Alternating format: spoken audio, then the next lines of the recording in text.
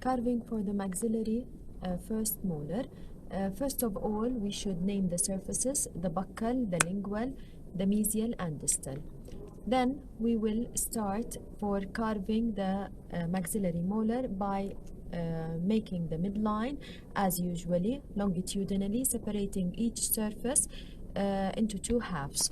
And then we put the crown length and divide the crown length into 3/3.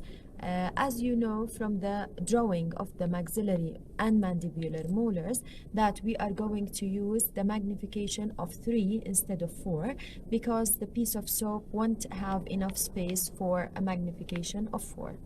Then, as we usually do, the crown length should be 2 millimeters more than what we have on the tables because the mesiolingual cusp is longer than all other cusps by 2 millimeters. And when we finish the carving, we will reduce all the other cusps, the distolingual, the mesiobuccal, and the distobuccal by 2 millimeters. As usual, we should first specify the width of the crown at cervix and at the contact points. The mesial contact point is at the junction of the occlusal and middle, and the distal contact point is in the middle of the middle. And then we draw the outline of the crown. The end of the crown, as you see, is drawn as not a straight line from the contact points, but it's a little bit a curved line because we want to specify the places of the cusp tips. Always the cusp tip is in the middle of the width of each cusp. Both cusp tips buccally have the same width. So we draw the cusp tip in the center between the midline and the crest of contour on each side. As from the lingual side, the same is done for the width of the crown cervically and the placement of the contact points. What is different now is the position of the cusp tips because the mesiolingual cusp is 3/5 the width of the crown mesiodistally, and the distolingual cusp is 2/5 the width of the crown mesiodistally. So as you can see, the line that is drawn from the mesial contact area till the cusp tip is different in place from that is drawn on the to specify the place of the distal cusp tip because they both have different widths. Then we cut the excess soap from each side to get the final shape of the crown on the labial and on the lingual sides. Now moving to the mesial and distal sides of the crown, we draw the buccal and lingual outlines. First of all, we start with the cervical width of the crown, the buccolingual width of the crown cervically, and then afterwards we demarcate the crest of contour of the crown. The crest of contour on the buccal side is at within the cervical third of the crown. As for the lingual side, it is in the middle of the crown. Afterwards, we have to demarcate the places of the cusp tips. The lingual cusp tip, because it is a functional cusp, it should be 1/3 the total buccolingual width of the crown. As for the buccal cusp, it should be at 1/6 the total buccolingual width of the crown from the buccal side. And later on, we join the points that we've drawn together to get the final shape of the crown on the mesial and on the distal sides. The outline of the crown, both buccally and lingually, should be convex. Now we start with the step of giving the crown its final shape by rounding the line angles. We should remove from the distobuccal line angle the most. And then from the distolingual line angle, the least is removed from the mesiobuccal and mesiolingual line angles to get the final rhomboidal shape of the crown.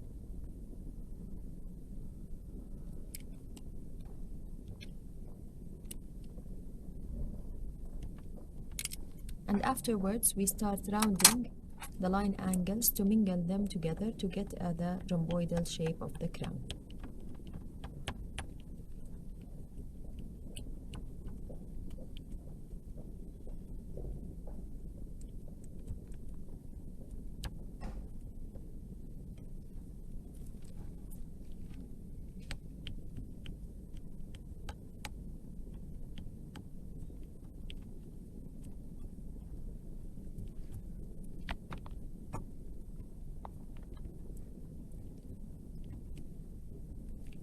afterwards we start creating the occlusal surface of the tooth.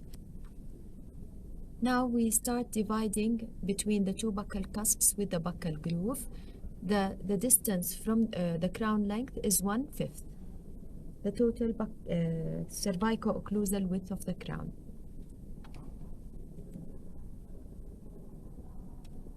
The same is done on the lingual side, but the area of the lingual groove is more towards the distal because the mesiolingual cusp is larger than the distolingual cusp.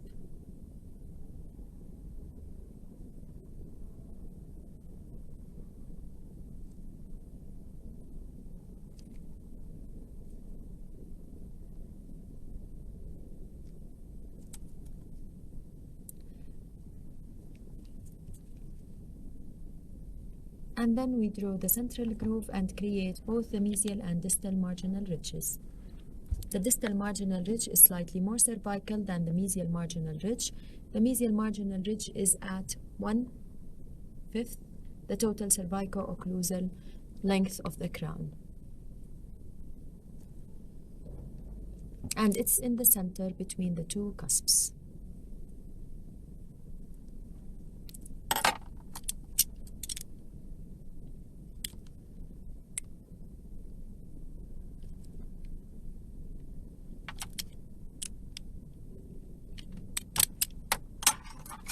After this is finished, we start now by creating the triangular ridges of the cusps, the oblique ridge that connects the distolingual, the distobuccal cusp with the distal cusp ridge of the mesiolingual cusp, the transverse ridge connecting the two mesial cusps, the buccal and lingual together,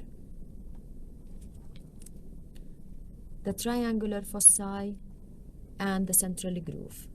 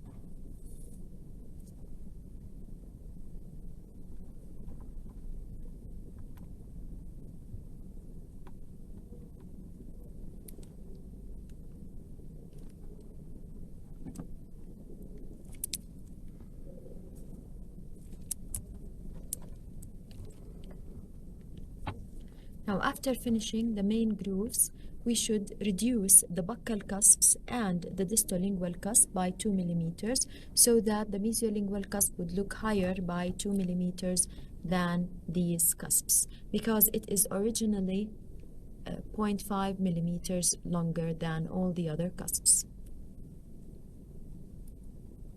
The distolingual cusp should look rounded without a cusp tip, and all other cusps are sharp with a distinct cusp tip.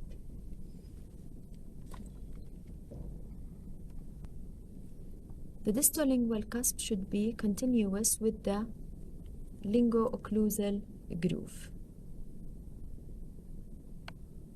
All grooves on the buccal and on the lingual side should end in the middle of the crown mesiodistally.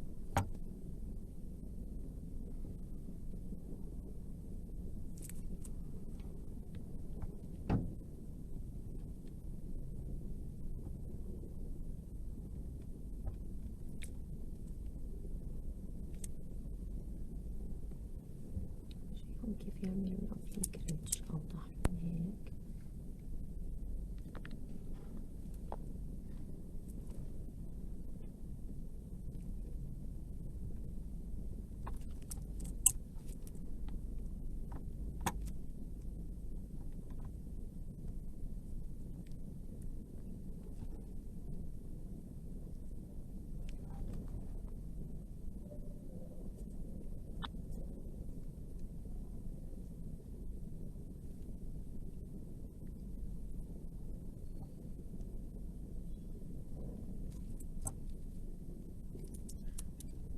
Now the last steps are to create the cusp of Caramely, which is 2 millimeters shorter than the mesiolingual cusp and on its palatal side, and the cervical line. The cusp of Caramely should be just below the cusp tip of the mesiolingual cusp.